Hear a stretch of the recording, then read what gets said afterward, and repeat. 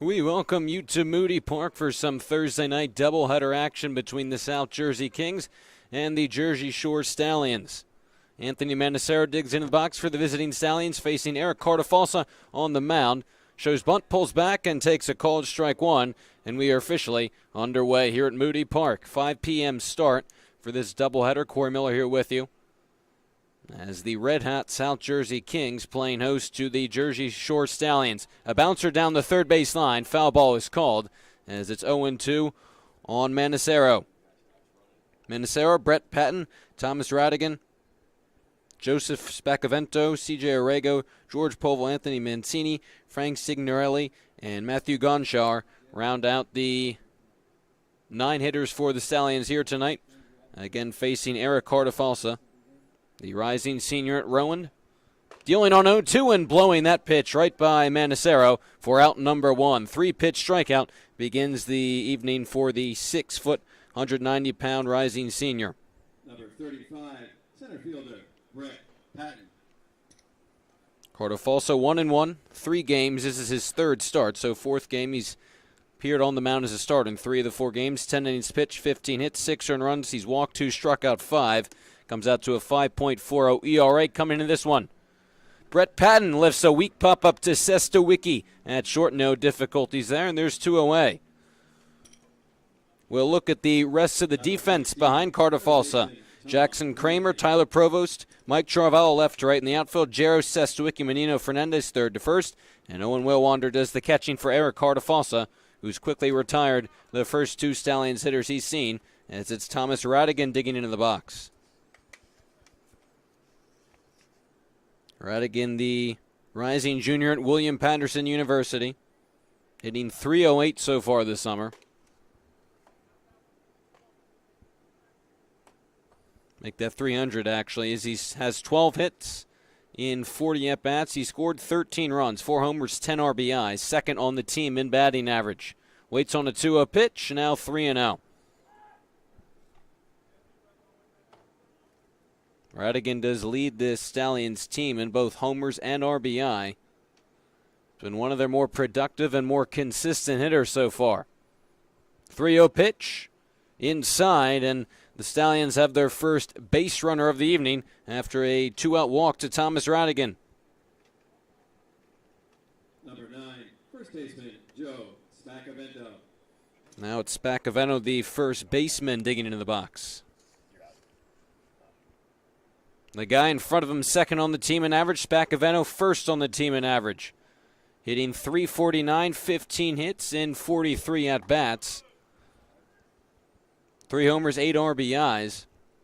Hitting cleanup in game number 1 of this doubleheader for the Stallions. Cartafalsa's 1-0. Misses high, and it's 2-0. These two teams played Tuesday night. The Kings clobbered the Stallions 13-0 thanks to a 13-run first inning. Every single one of the runs of the evening was scored in that first inning by the Kings. Now 2-1 on Spacavento. So we said the Kings have been red hot. They enter 9-8 overall, but they've won their last 8 games. 8-2 in their last 10, but they've won 8 straight. Hottest team in the Atlantic Collegiate Baseball League right now.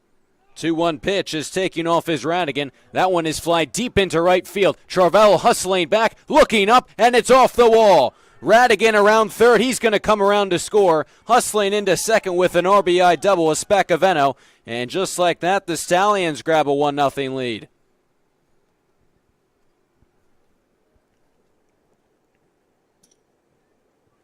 Number 6, catcher C.J. Orrego. It'd been a fairly easy first 2 outs, first 2 hitters for Cartafalsa. Strikeout and a pop-out. But then a 4-pitch walk.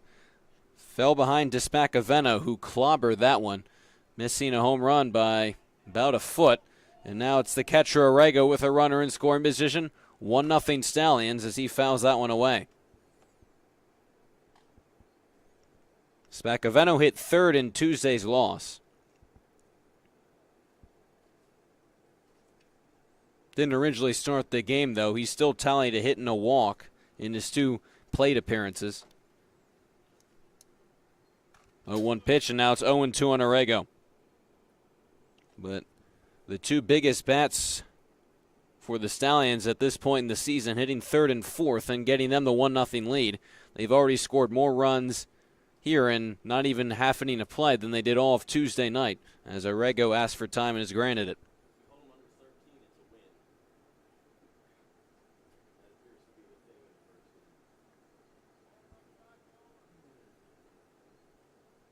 Orrego's hitting .292, a homer, 5 RBIs. He scored 2 runs as well. As the runner takes off to third, the throw down is not in time. As moving up 90 feet is Spacavento.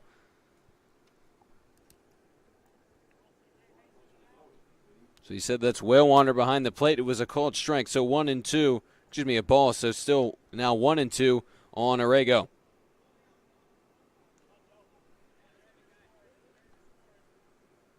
Stallions looking to add to this early 1-run lead.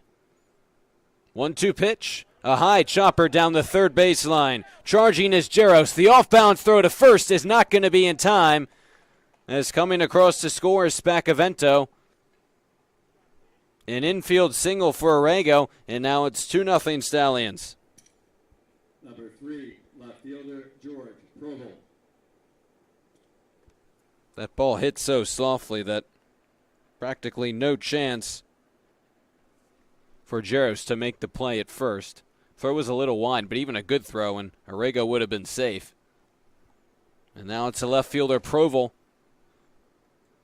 This 2-out rally by the Stallions, a walk by Ranigan, the big double by Spacavento, and then an infield single by Orrego gives them a 2-0 lead early on. Stallions at 6-10, 4th place in the Wolf division, but they've lost 3 straight entering play.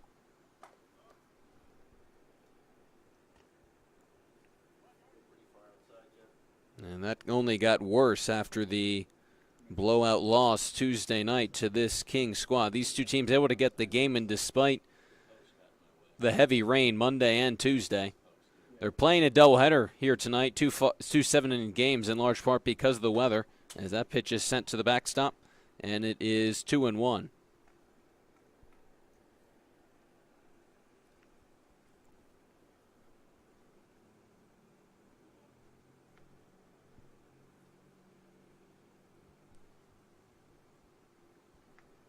After getting the first 2 outs, Carnifalsa still in search of out number 3 as Orrego takes off. That pitch misses, the throw down to second. Won't be in time as Orrego jogs down to second safely. Second stolen base of the inning for the Stallions.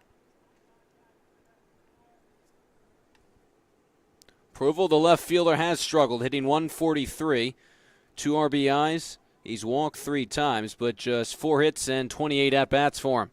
Waits on a 3-1 from Carnifalsa. As we said, Carnifalsa 5.40 ERA entering the game this afternoon. Guy who, just in terms of pure starts, has kind of been one of the General's more consistent starters. In terms of how many starts he's gotten, we've seen Anzaldi a lot. Jared Greenzang as well. He'll be available among many Kings pitchers here in the doubleheader. Full count pitch, well outside, off the glove of Whalewander. Orrego will stay put at second, but jogging down to first on the free pass is George Provel, and now there's 2 on. Number 31, the pitcher, Anthony Mancini.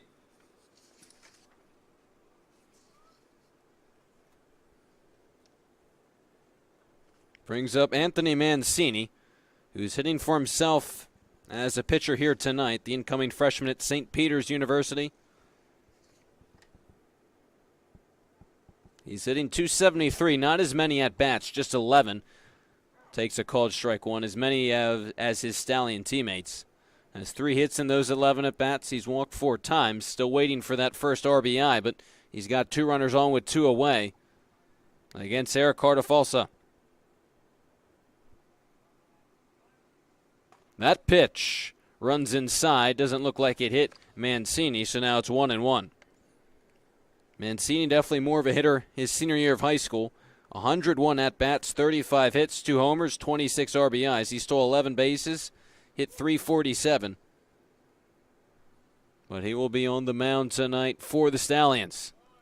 Behind on that pitch, and it's 1-2.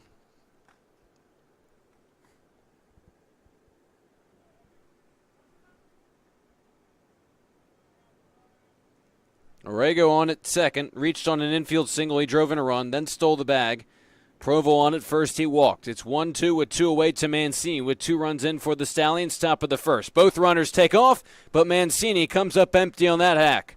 Cartafalsa out of any more trouble with the strikeout.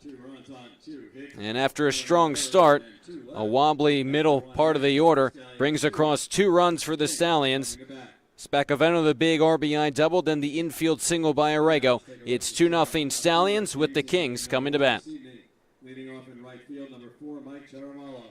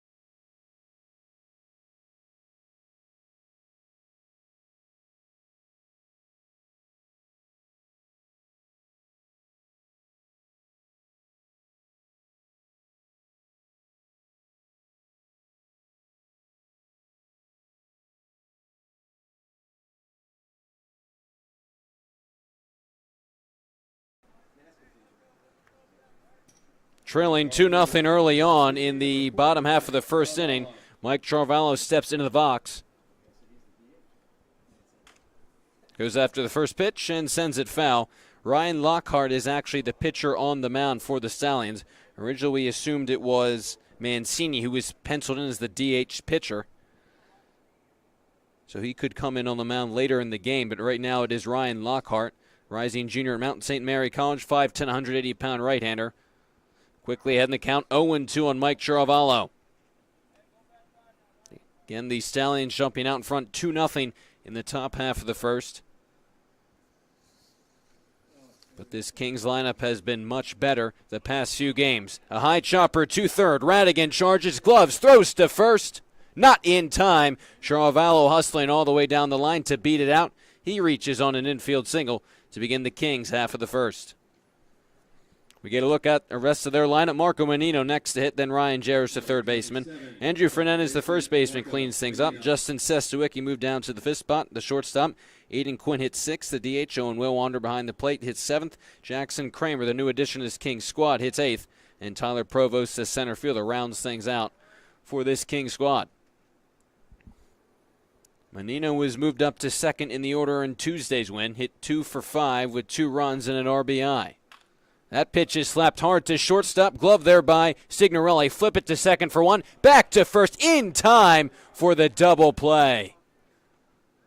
A great turn by Signorelli and Gonchar, the 2 middle infielders. And just like that, both Chiaramalo and Menino are racing. There's 2 away. Good time to take a look at the rest of the Stallions defense behind Lockhart. Proval, Patton, Manicero left to right in the outfield. Radigan, Signorelli, Gonchar, and Spacaveno third to first. And Origo does the catching for Ryan Lockhart.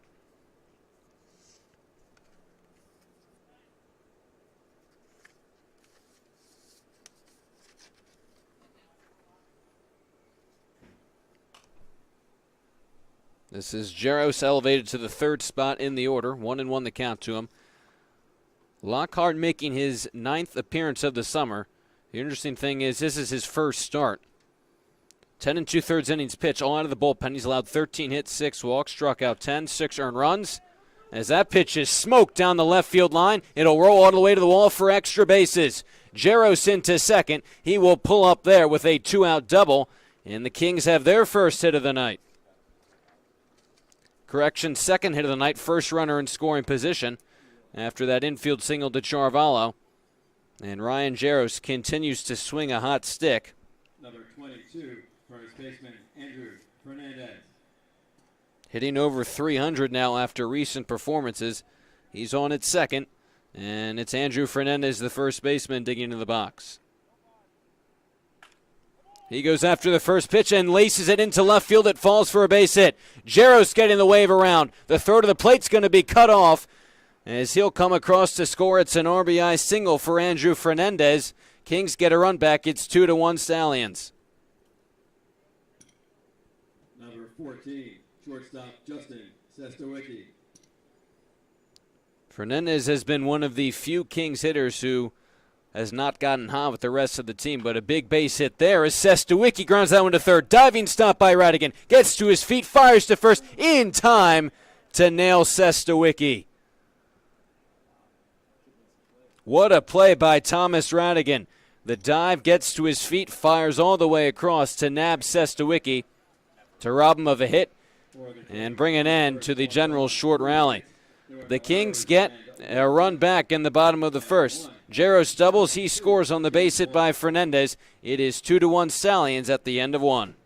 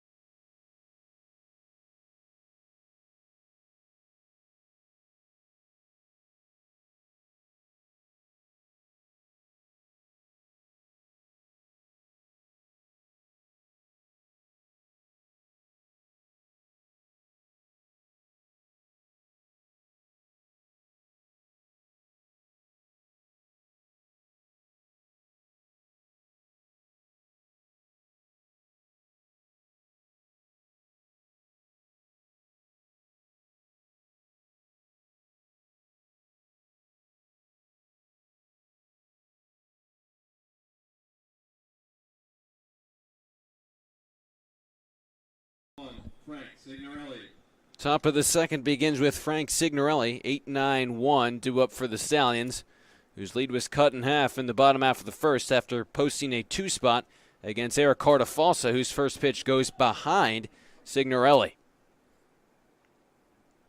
Both of these teams plating runs with 2 away in the first inning.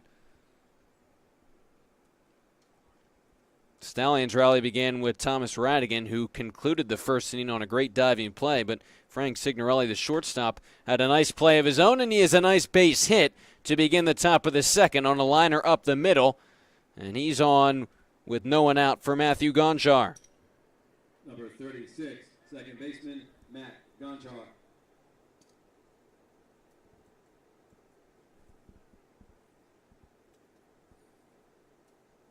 Gonchar got 2 at-bats in the loss Tuesday for the Stallions. 0 for 1 with a walk and a strikeout. For the second baseman hitting ninth, with Signorelli on at first. A weak flare down the first base line. Fernandez in pursuit. Just out of reach, and it's 0-1.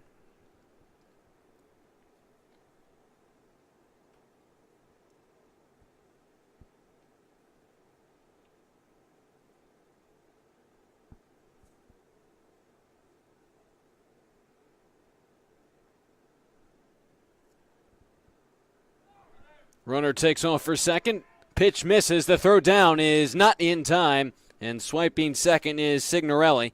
Third stolen base so far for the Stallions. And just like that, they have a runner in score position with no one away.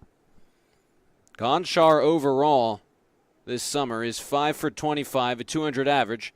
He's driven in 2 runs, struck out 15 times, compared with 3 walks. Waits on a 1-1 pitch from Cartafalsa.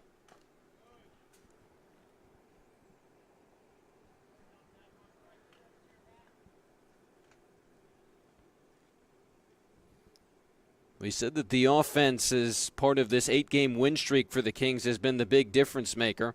A unit that struggled early on in the season has since found its groove, but the pitching's been fairly solid as well. They've been given plenty of help by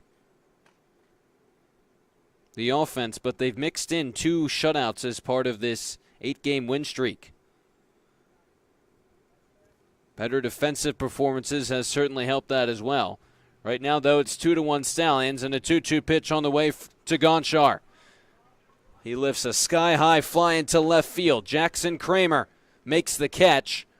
Holding at second is Signorelli, and there's 1 away in the top of the second. Back to the top of the order, and Mendacero, who began the game by striking out. Kings will be the home team in both of the games here this evening. Typically, the 2 squads split who the home team is, and it switches between games 1 and 2. But Kings will be the home team in both games tonight. Again, 2 7-inning games here from Moody Park.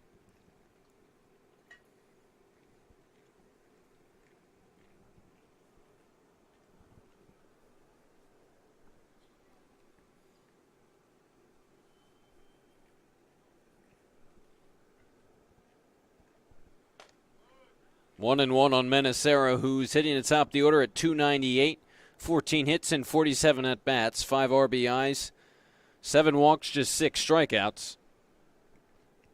He's also stolen 8 bags for a Stallion squad which has swiped 35, now 38, with the 3 stolen bases so far tonight.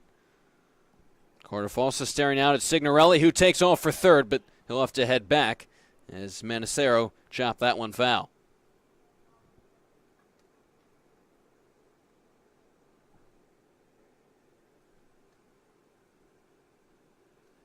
Overall, the Kings are 9-8, second in the Wolf division. There are other teams in the Wolf division that technically have better records just in terms of fewer losses, but the standings in the ACBL are determined not solely by the record but by the amount of points the teams carry. As that pitch is lined to Jaros, who makes the grab. Diving back to second is Signorelli. Kind of sounded like Mendacero broke his bat on that, but nonetheless, there's 2 away. And Brett Patton digging into the box for the second time.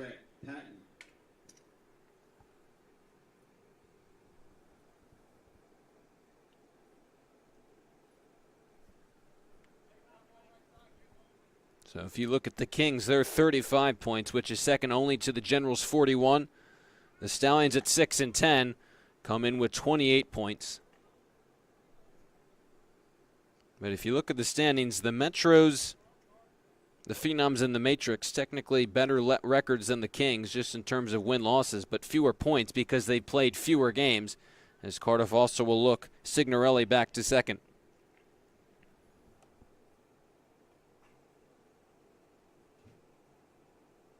Brett Patton, a relatively new addition to the Stallions team. This is his 5th game of the summer, hitting .200. He's 2 for 10, 2 RBIs, 4 walks, and 3 strikeouts. He popped out to Sestawicki at short in the first inning. Carter Fossa looking to post his first 0 of the game. 2-1 Stallions in the top of the second with 2 away and a runner in scoring position as it's 1-2 as Patton comes up empty. Stallions risk stranding the leadoff runner in scoring position. Signorelli began the frame with a base hit, then stolen base.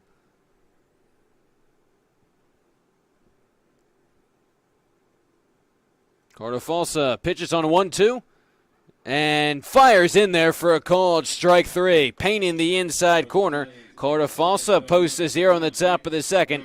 His team will try and tie things up at 2 in the bottom half of inning number 2.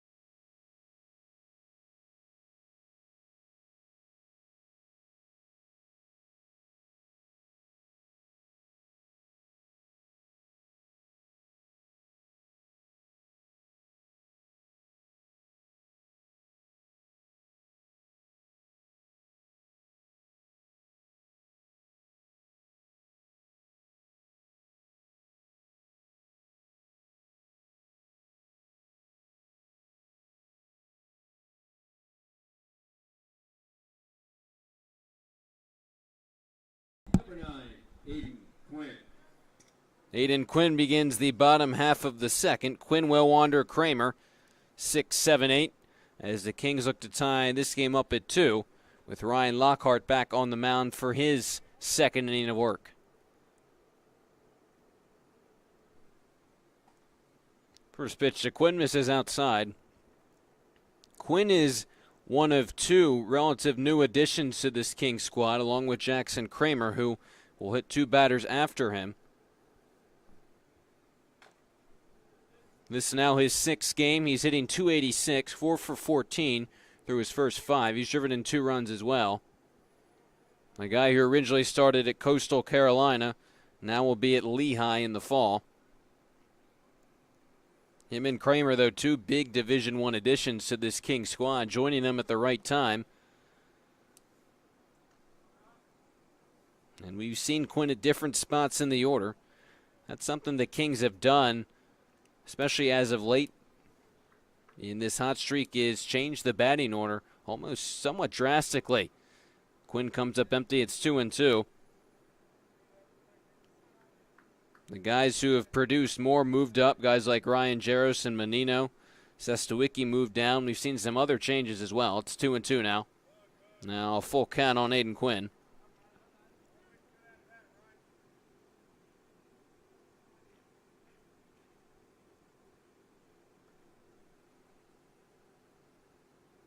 Waits on a 3-2 pitch and swings and misses, but the ball trickles back to the backstop, and unable to pounce on it is Orrego, and getting down to first is Aiden Quinn on the strikeout. So he's on with no one out. Number 24, catcher Owen Wellwander. And now it brings up the Kings catcher, Owen Wellwander.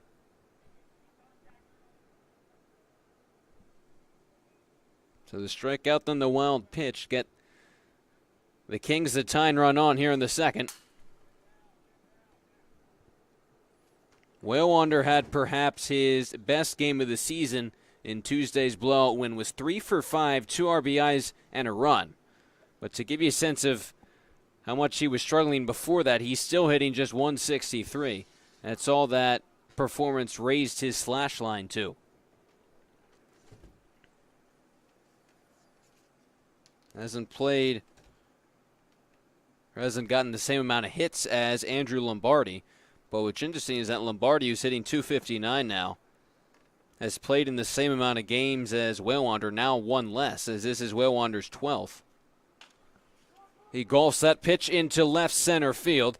Coming on and making the catch is Provel for out number 1 here in the bottom half of the second. Number 2, left fielder, Jackson Kramer. Well, we talked about Aiden Quinn, but here is the newest addition to this Kings roster in Jackson Kramer, the rising sophomore at Wake Forest University. A guy who didn't see any playing time for the Demon Deacons this past season.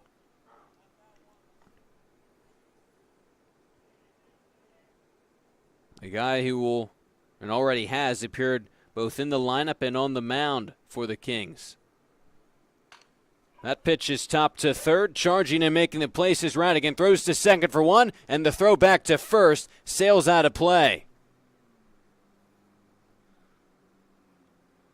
Wild throw by Gonchar at second means that not only does Kramer reach, but he'll move up to second on the overthrow.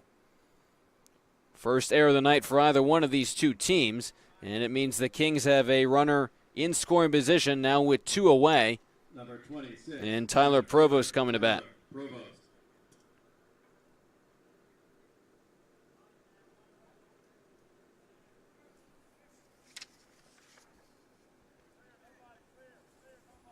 Provost at just 189. He's driven in 4 runs this summer. Guy who hit 253 his freshman campaign at Keene University in the spring. Kramer on at second. He's the tying run. As that pitch is grounded to third, making the play is Radigan. The throw to first is low, and under the glove is Spacavento. Here comes Kramer around third. He will come in to score to tie the game up at 2. 2 errors on the part of the Stallions mean that we're all tied up at 2 here in the last of the second. Number 4, right fielder, Mike Charavallo.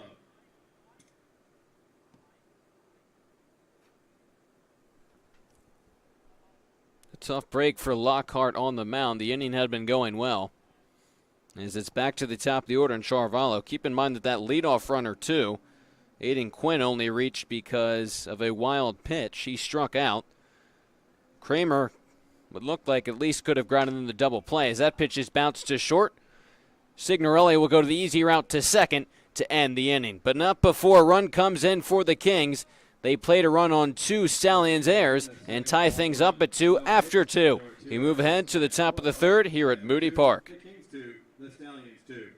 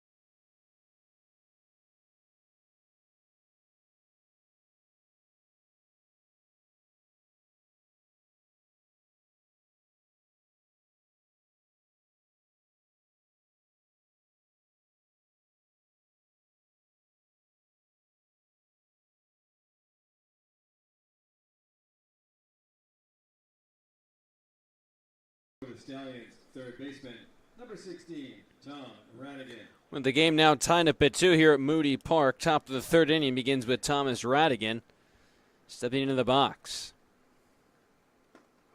Radigan began the Stallions rally back in the first inning with a 2-out walk, scored the first run of the game. Just made an error at third, which allowed a run to score and tie the game up for the Kings. after a nice play in the field back in the first, a diving play on Sestawicki.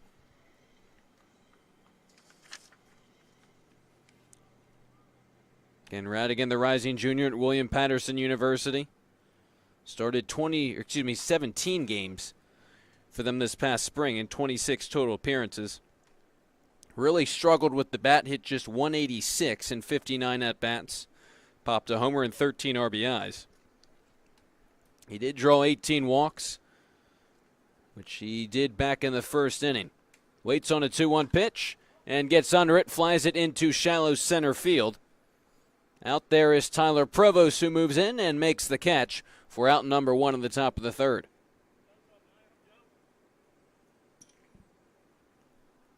And now it's Spacavento, who doubled in Radigan back in the first inning. On what it looked like might clear the fence for a 2-run homer. He didn't miss it by a whole lot. A big-time hit. Now the game's tied up at 2, facing Cartafalsa for the second time. Sends that pitch out of play, 0-1. For the Stallions squad, which is a new team to the league. Their first season in ACBL play. They've been all right so far. Again, 6-10 record, 28 points, 4th in the Wolf division. That pitch backs Spacavento off the plate, 1-1. The main problem for them has been the pitching has struggled. There have been some games where it's been effective on the mound. Ralph Gariano, one of their pitchers, tied for the league lead in wins, but a lot of times it's been this offense bailing the pitching out in their 6 wins. Again, pitching struggling immensely in the 13-0 loss against the Kings Tuesday night. All 13 runs came in the first inning, but it's a 13 spot nonetheless. 1-2, the count. Spacavento just gets a piece of that one. Remains 1-2.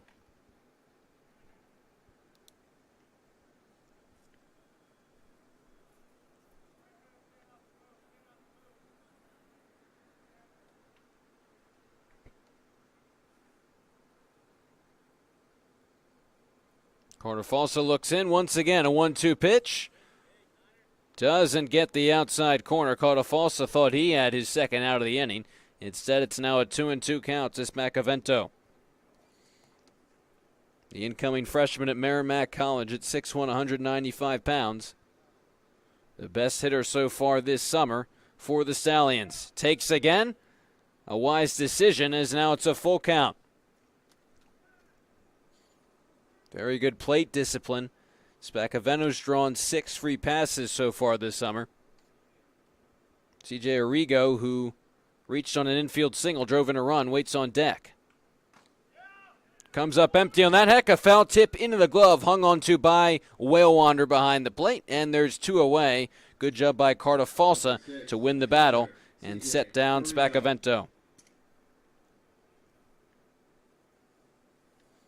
Now here is Arrigo. The switch hitter batting from the right side against Cartafalsa. Again, singled in the first.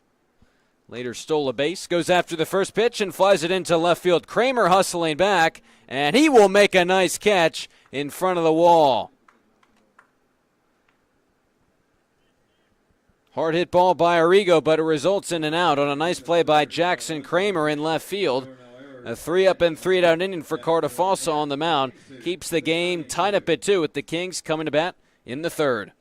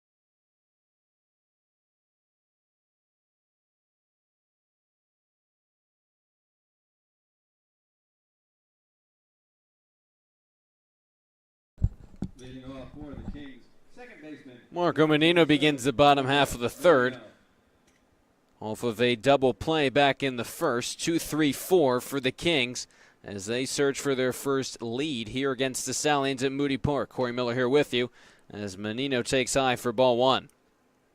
Again, elevated to the second spot in the order for the second straight game. One of the reasons why he likely hit second Tuesday night was that the Kings are still without Reed Lapicus. It hasn't mattered since the lineup has been so good even in his absence. But they were also missing Mike Charavallo on Tuesday as players from both of these squads were taking part in games against other teams from the National Alliance of Collegiate Summer Baseball. So the ACBL playing against players from the Cal Ripken League. 2-1 pitch to Menino, line shot up the middle, and a leadoff base hit for the Kings shortstop here in the last of the third. Charavallo, though, playing in that game.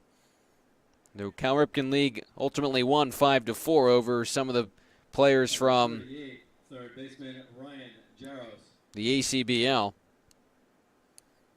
That game played down at Liberty University.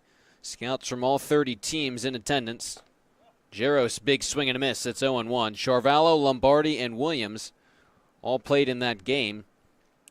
Charavallo recorded the hit. Williams threw 4 shutout innings. And Ryan Jaros, a big player, as Menino takes off for second. Jaros skies that one into shallow center field. Plenty of time for Patton to move in and make the grab. Menino has to head back to first, and now there's one away in the bottom half of the third. Number 22, first baseman Andrew Fernandez. So Jaros doubled his first time up. This time he flies out, and it's Andrew Fernandez who brought home Jaros on an RBI single. First run for the Kings back in the first inning. As we mentioned earlier, Fernandez is someone who has remained cold despite several of the Kings hitters getting hot during this 8-game win streak. With a base hit here tonight, looks like maybe he could start to turn the corner. He was 1 for 2 with an RBI in Tuesday's win as Menino gets back in safely. But he's still hitting below 100. Comes into play at .071. That hit on Tuesday night was actually his first of the summer. Menino off and running. The pitch is high. The throw down to second sails into center field. Menino thought about advancing to third, but getting to that one quickly is Patton. Menino would have had that base stolen cleanly anyways, but that throw from Arrego into center field, sealing the inevitable and putting the runner in scoring position now for Andrew Fernandez. As we just mentioned, racked up his first hit of the summer. Back in the win Tuesday night, got his second back in the first inning, and right here is behind in the count 1-2. Despite the fact that it took him 7 games to tally his first hit, Fernandez had been getting some good hacks, had been making good contact, but had nothing to show for it through his first 6 games, especially after a solid freshman and sophomore campaign at TCNJ. Hit .286 as a sophomore this past spring and was a 2-time NJAC Rookie of the Week as a freshman. Playing first base tonight, clobbers that one, but it's foul down the left field line. And that's part of his value, is that Fernandez, coming out of high school, ranked as a shortstop, but he played in high school shortstop, third base, catcher, outfield, and pitched as well. And tonight, he's playing first base. Another 2-2 offering to him, and we'll let that one hit him. Not really an effort to get out of the way of that pitch, but nonetheless clips him and puts another runner on for the Kings with still only one away. And Justin Sestawicki coming to the plate.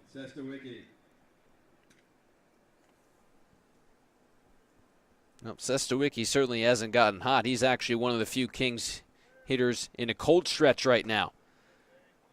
That average, which has hovered around the 300 mark for most of the summer, now below 200. Sestawicki hitting 190. Now just 8 hits and 42 at-bats for the UNC Tar Heel. Behind in the count 0-2. He grounded to third on a great diving play by Thomas Radigan back in the first. And that's why Sestuicki's been a staple at the number 3 spot in the order for the Kings. Has been moved down to the 5th spot. He even hit third as appearing as a pinch hitter in the game Tuesday. A weak pop-up to the first baseman, Spacavento, who makes the catch, and getting back in time was Fernandez. So Sestuicki now 0 for 2, and now there's 2 away with 2 on for Aiden Quinn. Quinn reached on a strikeout and a wild pitch back in the second, as the Kings still in search of their first lead of the game. Good speed on the bases with Menino on at second, and Fernandez on at first. Menino singled. Fernandez was hit by a pitch.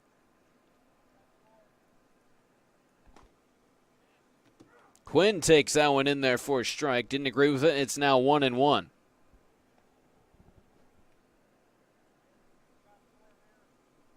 Valuable guy is a left-handed hitter in this Kings order as he lines that one into left center field for a base hit. Around third comes Menino. Heading to third is Fernandez. He's being waved around. The throw into the plate is going to be left of the bag. He slides in safely. It's a 2 RBI double for Aiden Quinn. It's now 4-2 Kings with their first lead of the evening.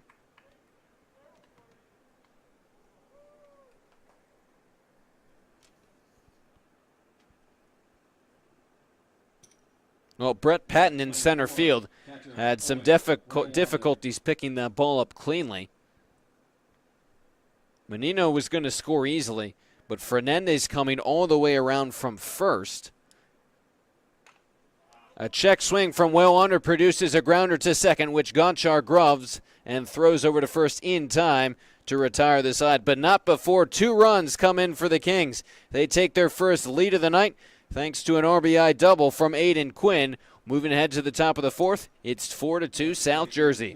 2 runs on 2 hits. There were no errors.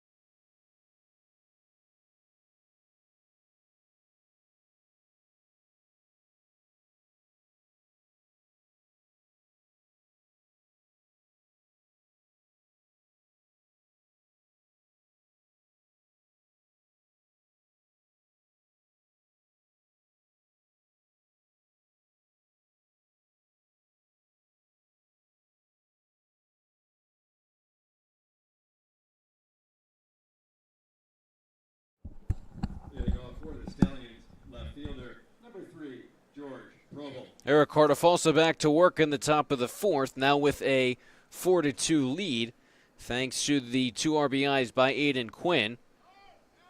Facing Provel, who sends that first pitch out of play.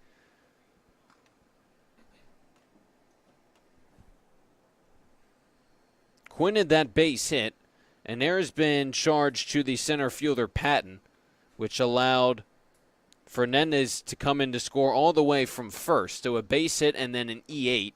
3 errors so far now for the Stallions, which have given the Kings 2 of their 4 runs and a 4-2 lead.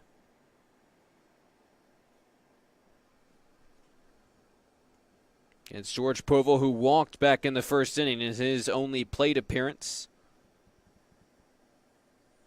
Stallions trailing for the first time tonight. Cartafalsa deals on the outside corner. It's 1-2. In the fourth of 7 innings, first of 2 games, as part of this doubleheader between the Stallions and the Kings. 1-2 pitch, cut on and miss, strike 3. Proval down swinging, and there's one away to begin the fourth. Number 31, the DH, Anthony Mancini next to hit. He struck out swinging his first time up at the plate.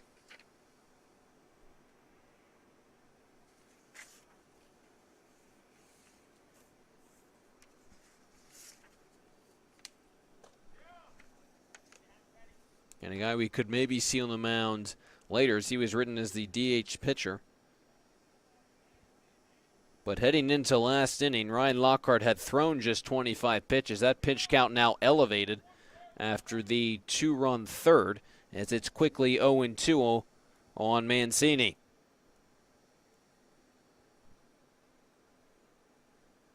With no one on and one away, Cartafalsa produces a weak grounder to first. Staying down on it and stepping on the bag is Fernandez for out number 2 in the fourth.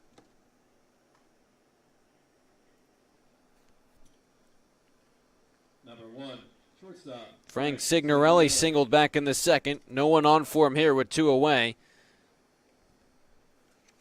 The Stallion shortstop and rising junior at Mount St. Mary College takes a called strike 1.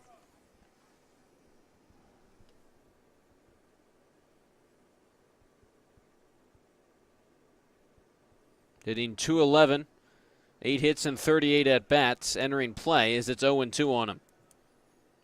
Signorelli started 13 games, played a total of 27.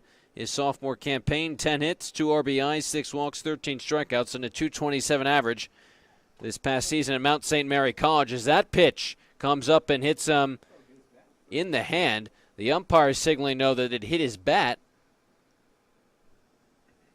Signorelli was dead set that it hit him in, looks like, the right hand. But the umpire is saying that it hit him in the bat.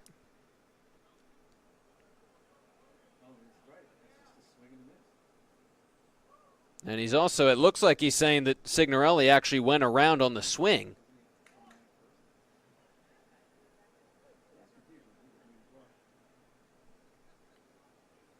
Confusion between the coaches and the umpire, who's now telling the Kings to come back in the field. If it did hit Signorelli's bat, it should just be a foul ball, and the count remains at 0-2. If he swung, regardless of whether or not it hit him, it would be a strikeout. But it didn't look like Signorelli swung at that pitch, as now the 2 umpires will get together and talk about it. It looks like either the count will remain at 0-2 or Signorelli will get first on a hit by pitch. Signorelli, it still sounds like is saying it hit him in the hand and doesn't believe it really hit his bat, but it looks like it did. So it remains 0-2 as Cartafalsa back on the mound will deal again. That one in the dirt, 1-2. Cartafalsa just hitting 60 pitches.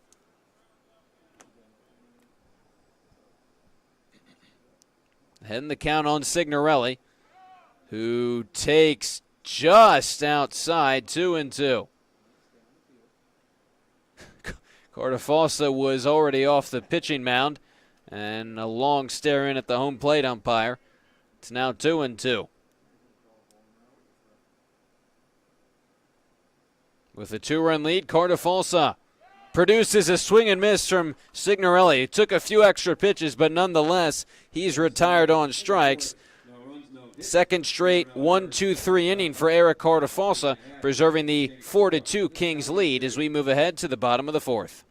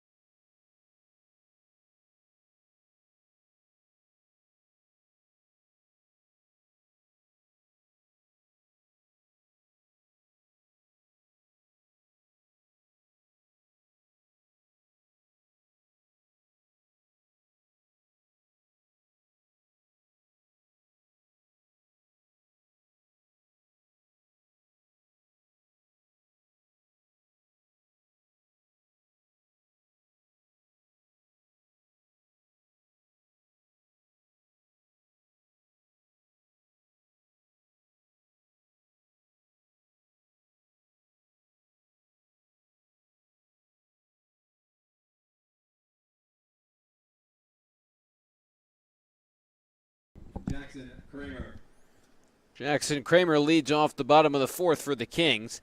He reached on an error and later scored a run back in the second inning.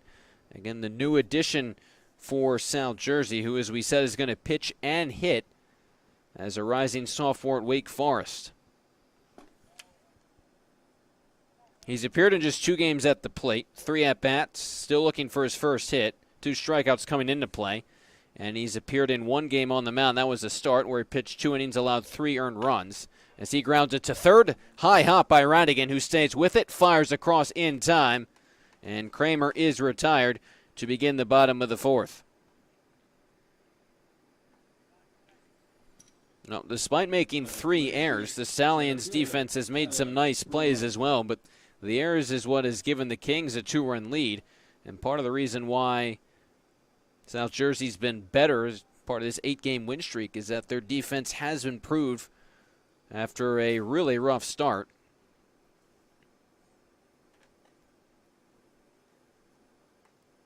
And the fact that the Kings at one point were 1-8 and dead last in the Wolf division and now sitting in second, a remarkable turnaround. As Tyler Provost, who reached on an error himself back in the second innings, ahead in the count 2-0. Provost and then Charvallo at the top of the order.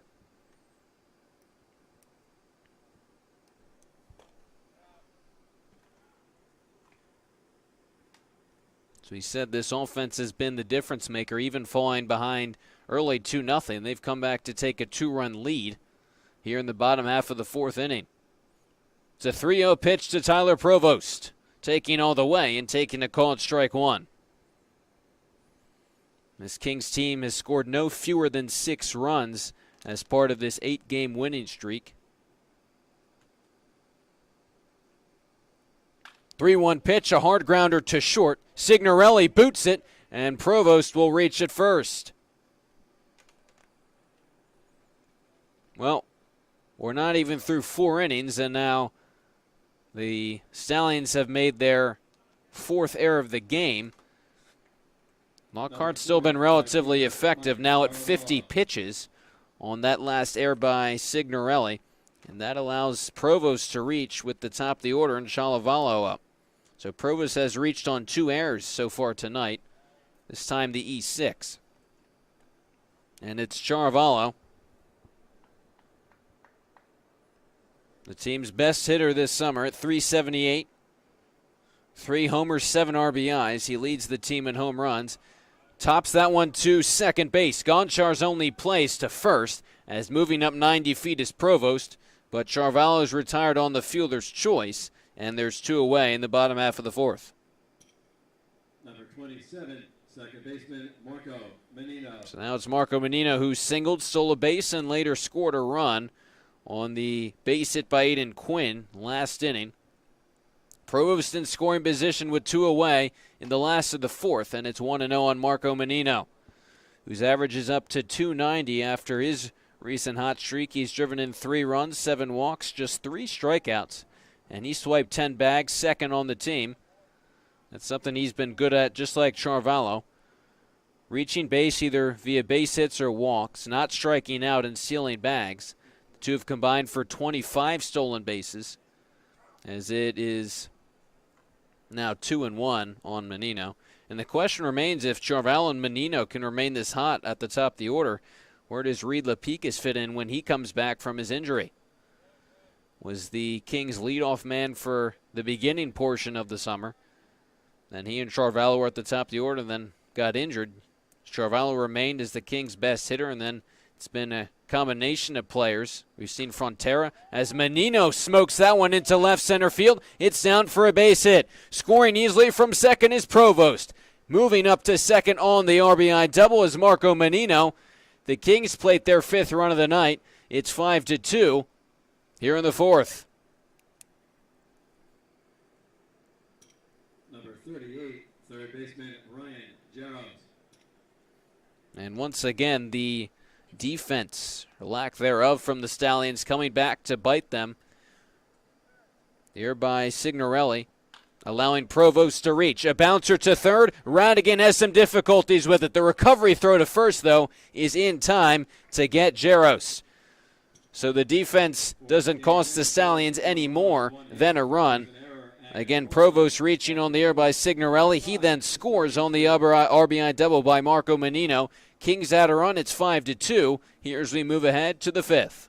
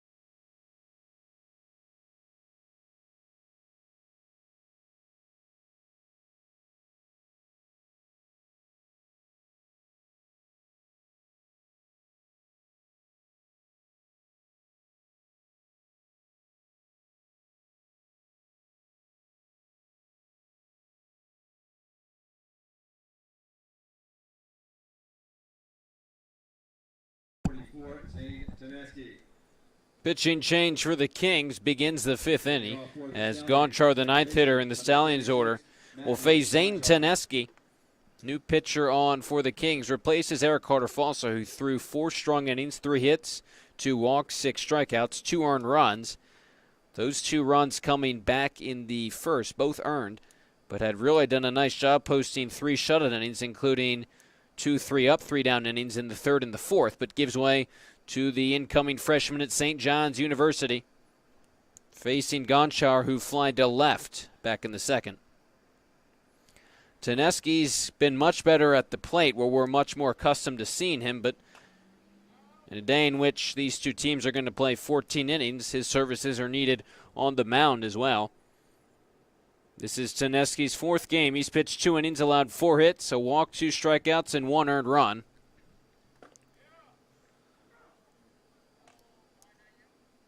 A guy who's got a good fastball on the mound. We'll see how long Teneski can go. 1-2 to Gonchar. Breaking pitch that time, low and away. Teneski typically hasn't gone more than an inning when he's appeared in games on the mound. It will also be interesting to see if we see him in the lineup for game number 2. That pitch backs Gonchar up, and now it's a full count. Top of the order, and Manacero waits on deck. As the Stallions trail by 3 here in the top of the 5th at Moody Park against the Kings. Corey Miller here with you. Full count pitch, and they'll do it again as Manacero sends it out of play.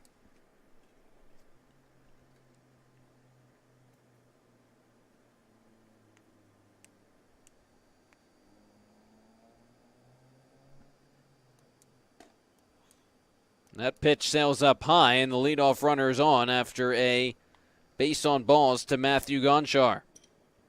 Number 5, right fielder Anthony Manacero.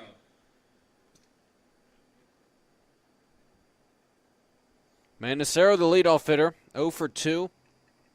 A strikeout and a lineout for the right fielder. Right away, they'll check in on Gonchar. He dives back in safely.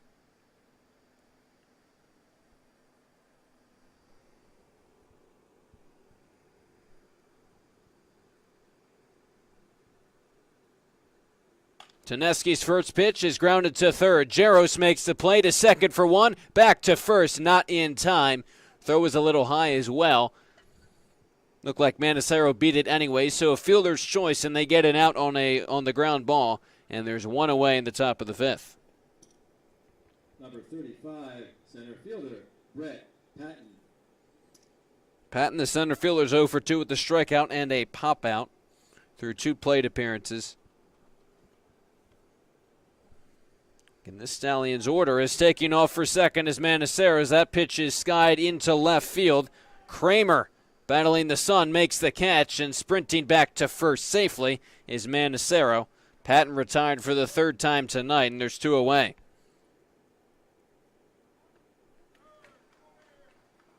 He touched second, never went back and touched it. He went past second. Oh, wow. What did he?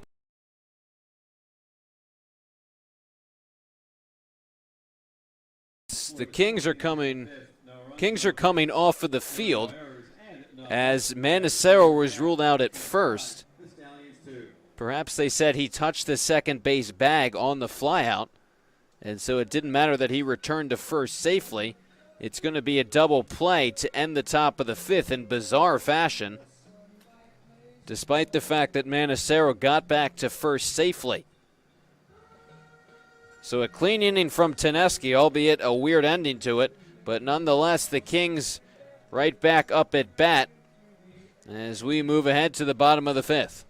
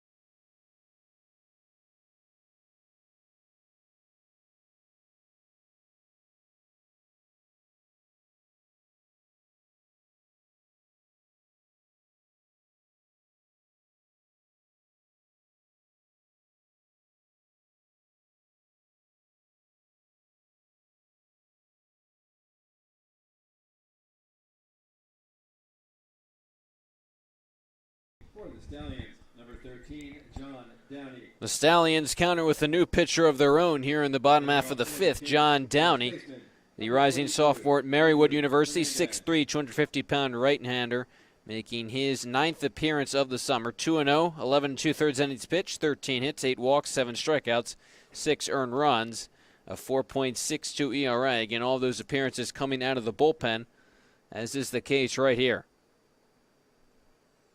To tie a bow on what happened to end the top of the 5th, Manacero, who was the runner at first, was trying to steal second. At the same time, Patton lifted a fly ball into left field as Fernandez takes outside 2-0.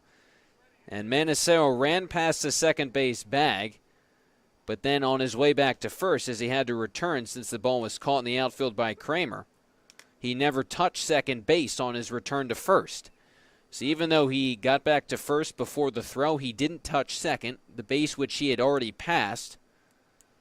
And so he was ruled out on what became a double play and ended the top of the 5th inning in unconventional fashion, as it's 3-1 to Fernandez, who's looking to reach base for the 3rd time in 3 plate appearances.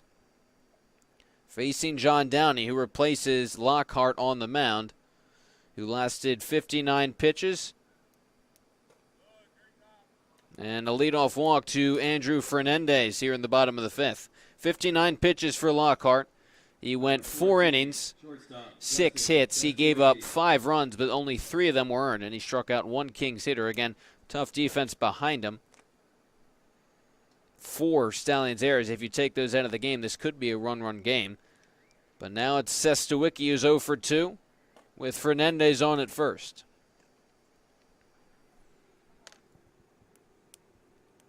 And as part of this revamped Kings order, Sestawicki hitting 5th. Not what we're accustomed to seeing him. Had been very consistent at the beginning of the season at that 3rd spot in the order. But part of this offensive success for the Kings has been led by some of their key players like Jaros and Taneski, especially some of their more talented D1 guys who had taken a while to get going, really starting to hit well. And since that's the case, that's going to mean the guys who are not only colder,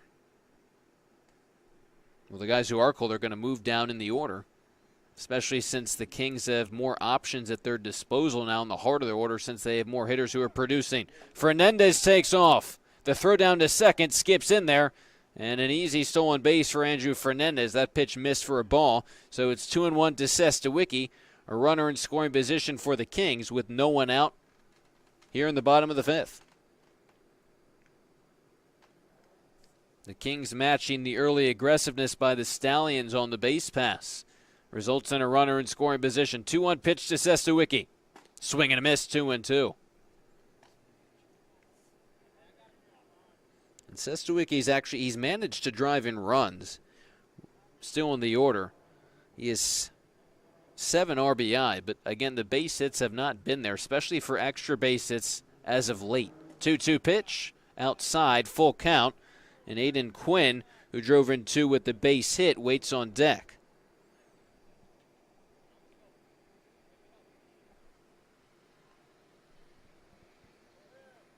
Sestawicki looking to break out of this slump. Full count pitch, in there for a called strike 3. Sestawicki thought he had ball 4. A nice job by the new pitcher, Downey, to locate on the outside corner, and now there's 1 away for Aiden Quinn. Downey, the right hitter on the mound, appeared in 7 innings at Marywood his freshman year, allowed 5 earned runs, a 6.43 ERA. Quinn attacks that pitch and lifts it into center field. Patton twisting and turning, and he can't make the catch in center field. Fernandez had to stay at second. He's now getting the wave around third, and he will come across to score. An RBI double by Aiden Quinn, his 3rd RBI of the game. And just like that, it's 6-3 Kings. Ball is carrying pretty well here at Moody Park tonight. Number 24. And Patton really never got a great read at it. Was turning all around.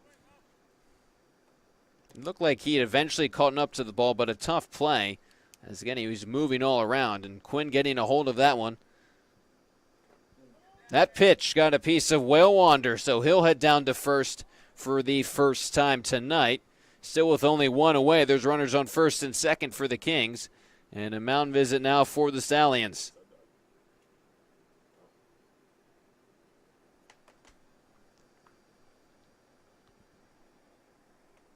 Things going from bad to worse for the Stallions, especially when you think about the way they ended the top of the inning.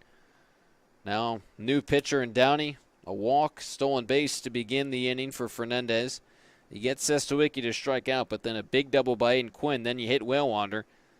And you put 2 on for the Wake Forest Demon Deacon Jackson Kramer, who's 0 for 2. Reached on an air, scored a run, and grounded out his last time. And a guy who's a 2-way player, will be a 2-way player for this Kings team. Still trying to get him some at-bats, get him up to speed. Joining the team midway through the season. Goes after the first pitch, grounds it slowly to second. Only play will be to first as Kramer's retired. Both runners move up, so Quinn now at third, 90 feet away, and Whale Wander moves to second. As Gonchar completed the play. And it's Tyler Provost, who has reached on an error both times tonight. Last time in the 4th, came around to score a run. 6-3 Kings, last of the 5th, and Provost behind the count 0-1 against the reliever John Downey in his first inning of relief. Both of these teams turned into the bullpen in the fifth of this 7-inning doubleheader. First of 2 games, then doubleheader. Kings looking to make it 9 straight wins as it's 0-2 on Tyler Provost.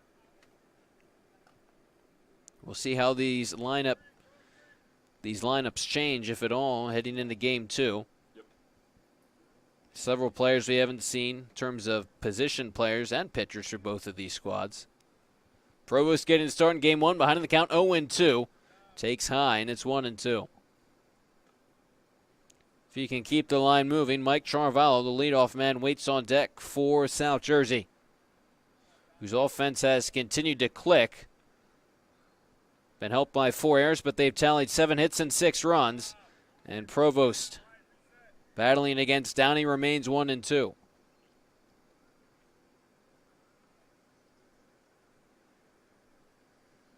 Provost starting in center field tonight. That moved Charvallo over to right. And it's another 1-2 pitch to him. Once again, a foul ball. A good battle right now between him and Downey.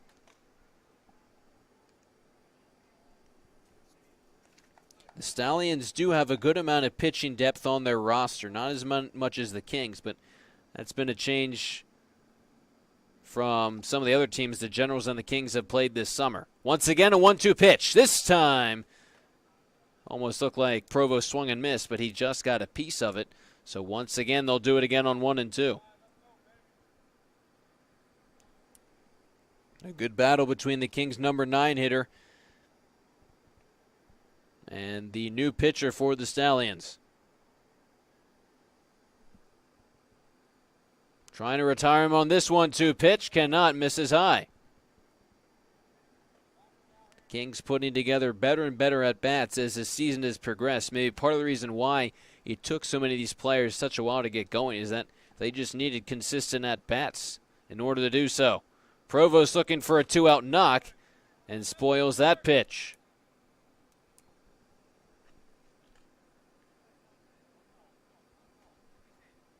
Running the pitch count up for Downey, only in his first inning of work. Not out of trouble here with 2 runners in scoring position. And Provost refusing to go away quietly with 2 away. A 2-2 pitch once again. Doesn't catch the outside corner. Count will go full. Again, Charvallo waits on deck. The leadoff man for the Kings, who's 1 for 3. Provost has reached on errors both times. Has battled here against Downey. Full count pitch with 2 away. Sent foul. Downey just unable to retire him. Provost doing a terrific job to fight off pitch after pitch. Looking to extend the Kings' leader, at the very least extend the inning. Full count pitch again on the way. Swing and a miss, strike 3. Downey concludes the inning at 25 pitches. A sizable chunk of those were thrown to Tyler Provost. Eventually, Downey wins the battle, but not before the Kings scratch across another run. An RBI double by Aiden Quinn makes it a 3-run game, 6-3 Kings, as we head to the top of the 6th.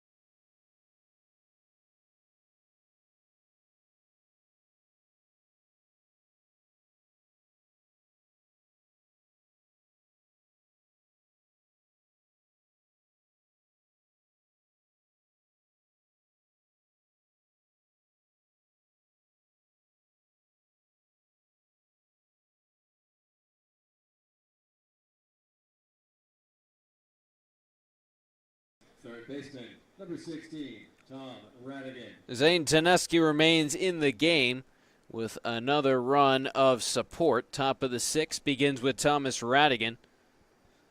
The third baseman hitting third has walked and popped out through the first 5 innings and takes a called strike one from Zane Teneski. It's been a solid game for the Kings, offensively, defensively, and on the mound. 6-2 the score.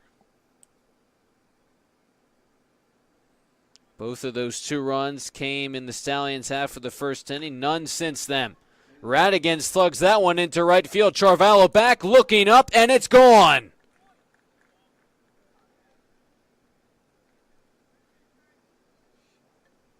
Thomas Radigan putting a charge into that one.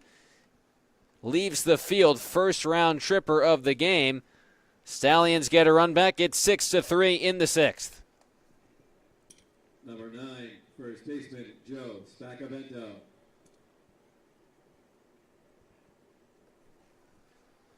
Spacavento at the plate now. Didn't miss a home run by too much back in the first inning. Hit one off of the right field fence. He doubled in Radigan, struck out then in the third. Now a 6-3 game. Teneski fires one right by him. It's 1-1.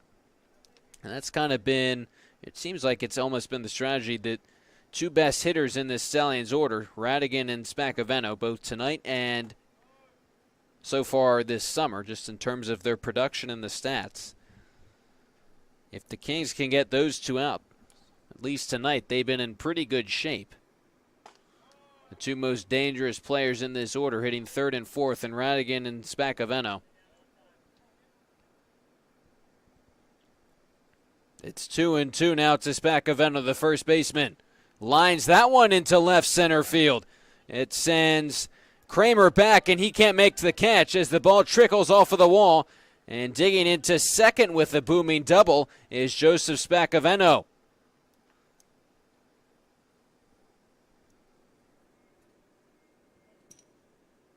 Number 6, catcher, CJ Origo. Some loud contact begins the top of the sixth for the Stallions, not going away quietly. Have just 6 more outs to play with in game 1 of this doubleheader. Again, the guys in the heart of their order getting it done. Radigan, the homer, the leadoff homer, and Spacavento now in scoring position after that opposite field double. Would have been a tough play from Kramer. Again, new addition to this Kings squad. Getting the start in left field. Teneski now throwing to Orrego, who's singled and flown out.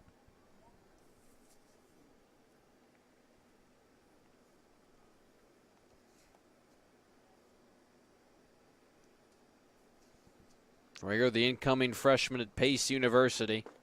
A guy who improved drastically between his junior and senior campaigns. 3 times as many extra base hits for the catcher his past senior season compared with his junior season. A career .310 hitter in high school, hit .435 his senior campaign from Wayne, New Jersey. 3 homers, 24 RBIs, waits on the 2-1 pitch, which misses outside, now 3-1. Pitcher just starting to stretch in the bullpen for the Kings. Teneski fired a clean 5th inning, dealt with a base runner, but no difficulties. A rough start to the 6th inning, though, a homer and a double, and now it's 3-1 to Orrego. George Provo, the left fielder, waits on deck. 3-1. Swing and a miss, now 3-2. And Teneski, primarily a first baseman, appearing on the mound in a good situation, at least ideally. You give him some runs. Not a close game. Not that close, but right now only 3 runs. Could be more if the Stallions continue to rally here in the 6th. Orrego draws that walk, and he's on still first and second now. No one out for the Stallions with Provo next to hit. Wellwander will head out to the mound and talk things over with Zane Teneski.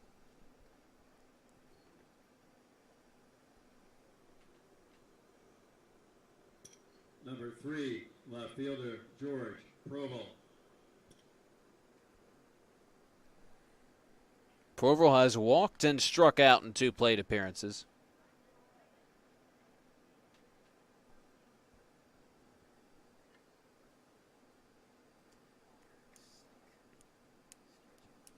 The corner infielders are in, guarding against the bunt. Provo shows no signs of doing so and takes a called strike 1. So Jaros, the third baseman, will take a few steps back. Now behind the third base bag, Fernandez remains on the infield grass. 0-1 pitch, check, swing. They'll appeal it, and they're going to say that Provo went around, so now he's behind in the count, 0-2. Good time for Waylander to head out to the mound there, settle Teneski down, at least it looks like for now, as it's 0-2 on Provo. Another check swing, doesn't matter though, it's in there for a called strike 3. Provo down on strikes for the second time tonight, a big out number 1 for Teneski. Number 31, the DH, Anthony Mancini. Mancini is 0 for 2 tonight, a strikeout and a ground out. Still 2 runners on for him with his team down by 3 in the top of the 6th with 5 outs remaining. The first game of a doubleheader tonight between these two squads. Zane Teneski produces a swing and miss. They throw behind the runner at second, and they got him. What a throw by Owen Waylander, and what a tag applied by Marco Menino. Spagavento will jog back to the dugout. He's retired, and there's 2 away now with a runner at first.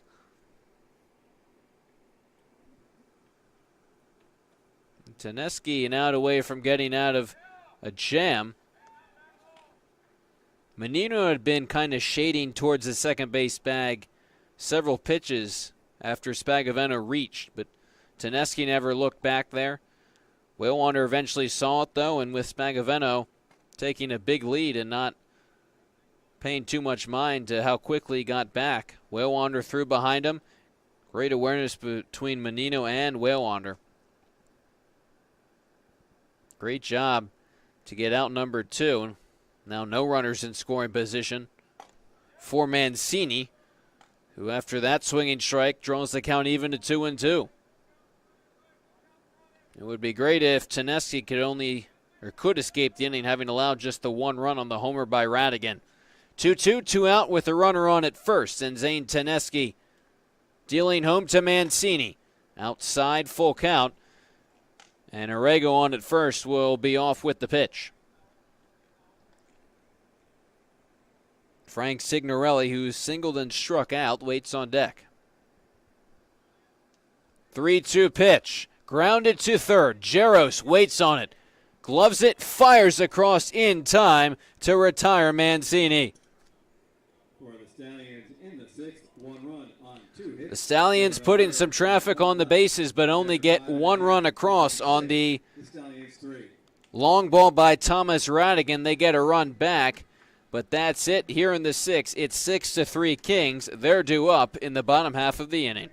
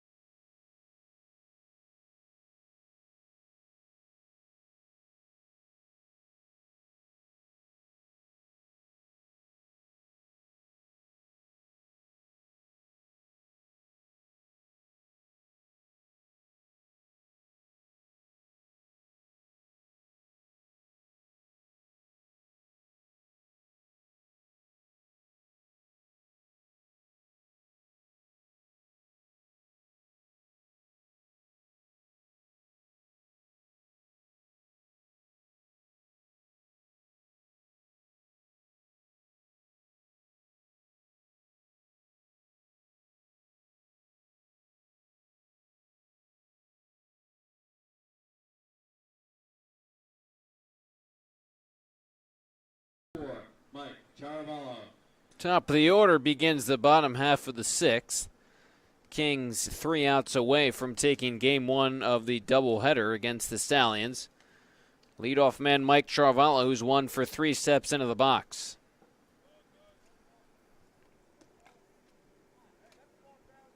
Something that's been apparent as part of this Kings 8-game win streak is how much better the team chemistry is and how much better they're playing with one another and gelling with one another. Just seemed really tough for them when they started off 1-8. Incredibly frustrating. Weren't playing all that well on any sides of the ball. 2-0 to Charavallo. Goes after that one, sends it foul. And Ryan Jarrow summed it up pretty nicely. He said that the past 2 weeks have been a lot more fun than the start of the season. He said he thinks everyone on the team can attest to that, especially him, as he's raised that batting line considerably. Now 3-1 on Charavallo. But just the way the team's playing, the way they're communicating, you can tell it's a team that's doing a lot better just in terms of chemistry than they were at the beginning of the season at 1-8. 3-1. Misses high, and Charavallo heads down to first on a leadoff walk in the last of the sixth. Number 27, second baseman Marco Menino next to hit an RBI double his last time up. He's 2 for 3. Again, continuing to swing a hot bat.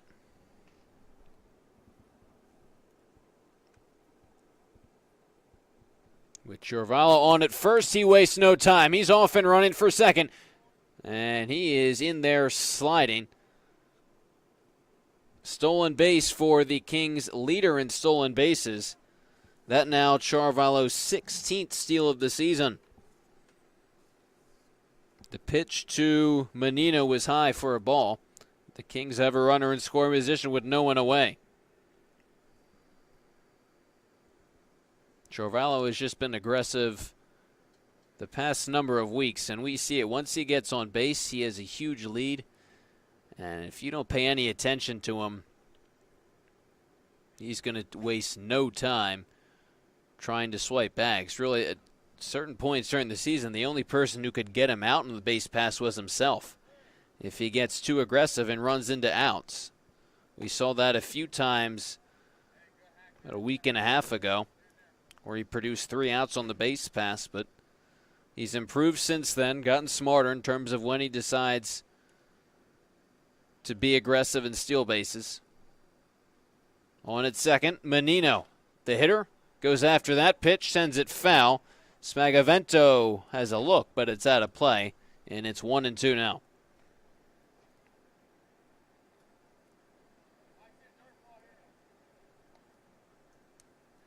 Top of the order, getting things done once again for the Kings. That's been the story all summer, but it's been nice to see the middle of the order finally producing as well. Charavallo dances off of second. Menino takes that one outside, 2-2.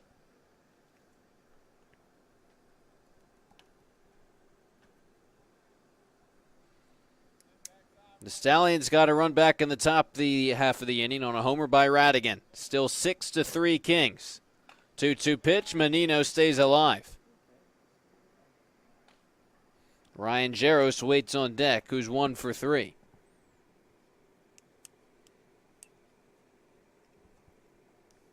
This Kings squad scored 13 runs in the first inning on Tuesday. They've scored 6 through 5 so far tonight. Charavallo takes off for third as that pitch is fisted down the left field line. It'll fall for a base hit. Charavallo scores easily. Menino wants 2. The throw into second is not going to be in time. It's another RBI double for Marco Menino. The Kings get the run back, and it's 7-3.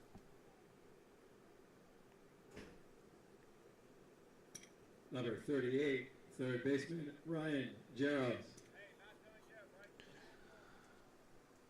That ball kind of in on the hands. Almost looked like a Jan Menino, but strong enough to fight it off. Perfect placement with Charavallo running, not even a play at the plate. And Menino's got his 3rd hit of the game.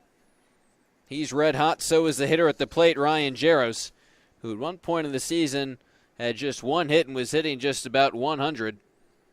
And now he's hitting .324 entering the game today. So look, Menino back. Entering play, he was 11 for 34. 3 doubles, a triple, and 6 RBIs. The rising freshman at Georgia Tech doubled back in the first, hitless since then. But after being moved down in the order because of his struggles, he's been moved back up. Hitting third tonight, he hit cleanup in the win Tuesday. And he was someone the Kings really wanted to get going because of how talented he is. Big swing and a miss on a 2-0 pitch, now 2-1. Guy who hit .462 career in high school, slugged .742 career slugging percentage. Immensely talented. That's why I'll be playing in the ACC, as it's now 2-2 to him. And as we said, the hitters who are now contributing, plus the new additions of Aiden Quinn and Jackson Kramer, two D1 guys, give the Kings even more depth and more talent. The perfect time riding this 8-game win streak. 2-2 pitch to Jaros. He clobbers that one into left field. It sends Proval back. It's going to be over his head and over everything. Goodbye home run, Ryan Jaros.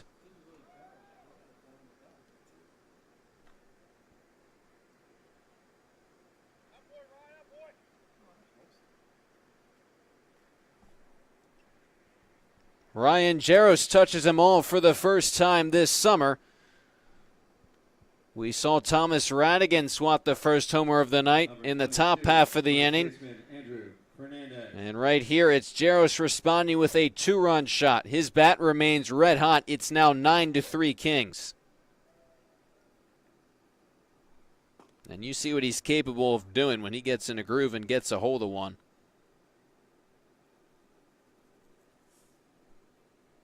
He popped 2 home runs his senior year.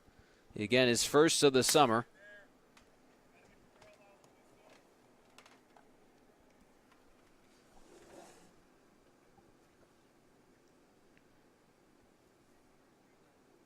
And a welcome sight for the Kings that all these hitters are producing.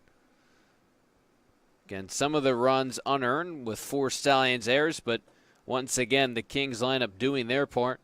The pitching has been solid, and the defense has been, for the most part, perfect, considering they haven't allowed any errors so far tonight. And that's something that has been a big part of this turnaround. Fernandez comes up empty on that hack, down swinging for Number 14. just the first out in the bottom of the 6th. Forgot about the fact that Downey had still yet to retire a Kings hitter in the bottom half of the 6th inning, as it's now Sestawicki. Charvalho began the bottom half of the inning with a walk, stole a base, score run on the double by Menino, and then Jaros just scored him on the 2-run home run. So now it's Sestawicki, who is the only Kings hitter not to reach base safely tonight. Whether that's via errors, walks, hit by pitches, or base hits. He's 0 for 3 as he attacks that pitch, a soft liner into left field, and that falls in front of Proval for a base hit. So Sestawicki will reach first safely on a 1-out base hit.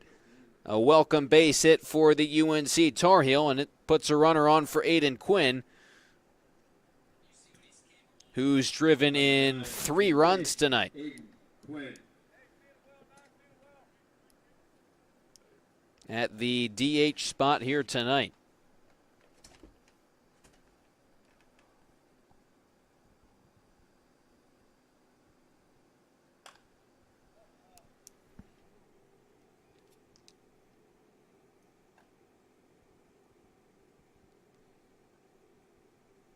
And perhaps a younger guy like Jaros and Taneski, some of these younger guys, these rising freshmen in college, needed to see some college-level pitching, needed to adjust. As Sestawicki dives back safely. Good pick at first by Spacaveno. And that's why it took him a little bit to start swinging the bat.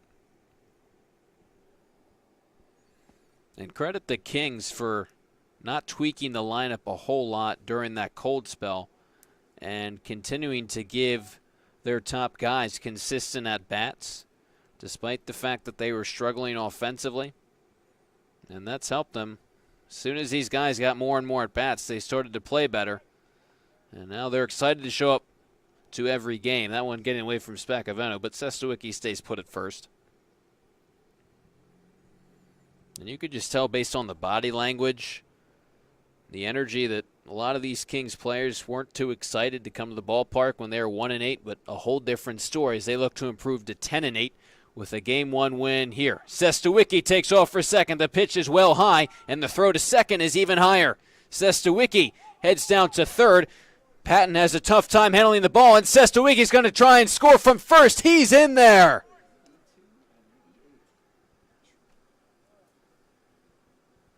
How often do you see a runner come around and score from first on a stolen base attempt? Sestawicki was helped by 2 errors in the field. The first by Orrego behind the plate, throwing it over everyone into center field. And then the center fielder, Patton, couldn't pick it up cleanly. Sestawicki laved around as Quinn smokes that one into the right center field gap. Menacero lays out. He can't make the catch. Gets it in quickly. So Quinn will hold up at first. His third base hit of the night. And he's on still with only 1 out. It's 10-3 Kings in the 6th. Number 24, catcher Owen Whalewander. Well, everything is going right for the Kings. Everything's going wrong for the Stallions. The 2 errors on the stolen base by Sestawicki now mean the Stallions are at 6 errors tonight.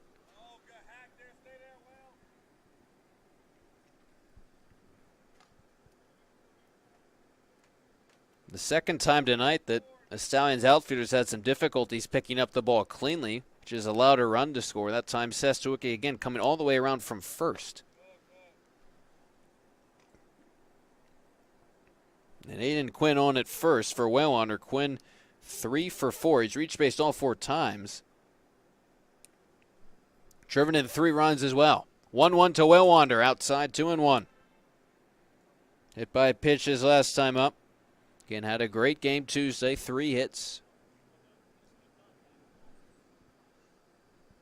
Hoping he can turn it around too, especially as a Division 1 guy with returning experience, appearing his freshman campaign where he did well at Lehigh, but again struggling so far this summer.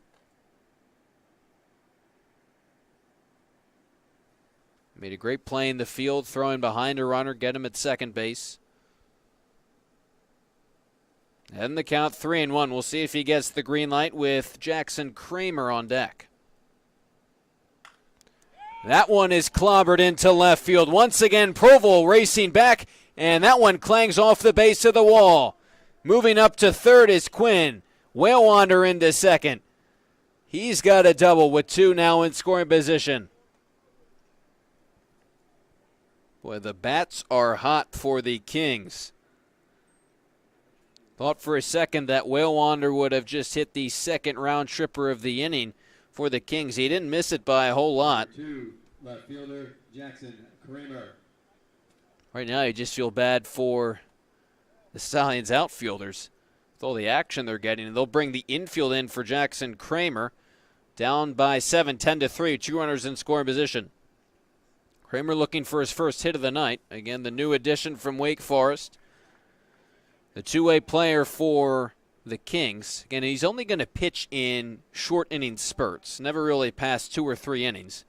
Primarily a hitter, exclusively hitter at Wake Forest. As he dunks that one into left field, it falls for a base hit. Quinn scores easily. Here comes Whalewander. The throw to the plate is going to be in time to get him. Some chuckles from the Kings watching Whalewander try to slide in there safely. Still an RBI single for Jackson Kramer. His first base hit of the summer, first hit with the Kings. He gets an RBI as again Quinn scores. Nice job by the Stallions to cut down Whalewander.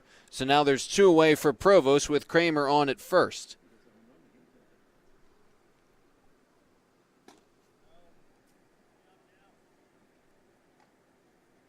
If Provost can extend the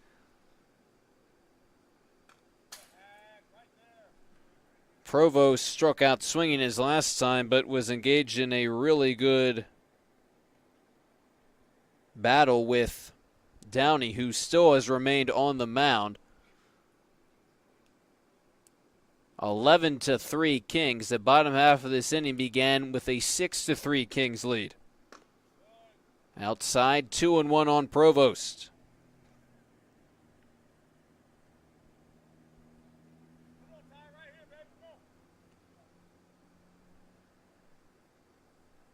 Looking for his first hit of the night. Inside, and they're going to say it hit him. Provost didn't want to head down to first. He wanted to hit, but he reaches base for the third time. That time on a hit by pitch, and now the Kings have officially batted around. Charvallo began the bottom half of the sixth with a leadoff walk, stole a base, and then scored a run on the double by Menino. It was 7-3 at that point. It's now 11-3. That pitch is smoked down the left field line. A fair ball heading into the corner. Coming around to score is Kramer. Provost being waved around third. The throw to the plate will never come in. 2-run score on the RBI double by Mark Charvallo. Well, the Kings only needed 1 run to end it via the mercy rule. They get 2 anyways. There were 2 errors and 1 left. Your final score in game number 1, the Kings 13, the Stallions 3. As after 2 runs come in to score to make it 13-3, game 1 of the doubleheader is officially over. We're supposed to play 7, only play 6, because the Kings' bats are red hot. A 7-run 6th inning propels them to a 13-3 game 1 win. Absolute dominance in all facets of the game.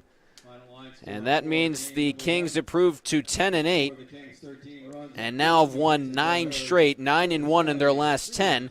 The Stallions moved to 6-11 and have lost 4 straight.